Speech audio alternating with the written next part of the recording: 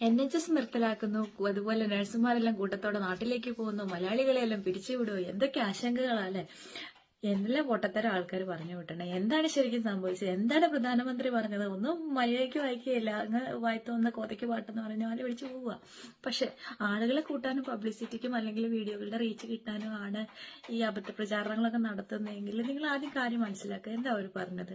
അവർ പറഞ്ഞതെന്ന് വെച്ച് കഴിഞ്ഞാൽ NHS എന്ന് പറഞ്ഞിട്ടുള്ള ഏകദേശം 76 വർഷങ്ങൾക്ക് മുമ്പ് ഫോം ആയിട്ടുള്ള പബ്ലിക്ലി ഫണ്ടഡ് ആയിട്ടുള്ള ഒരു സംഭവമാണ് നിർത്തലാക്കുന്നത്. നേരെ മറിച്ച് അപ്പൊ എന്താ സംഭവിക്കുന്നത്?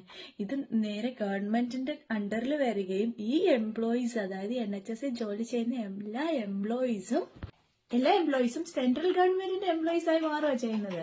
അത് നല്ല കാര്യമല്ലേ? അപ്പൊ എന്തൊക്കെ ഗുണങ്ങളുണ്ടാവുക? നമ്മുടെ NHSന്റെ നമ്മളുടെ ഈ ട്രീറ്റ്മെന്റ് കാര്യങ്ങളൊക്കെ എത്ര സ്ലോ ആണ്.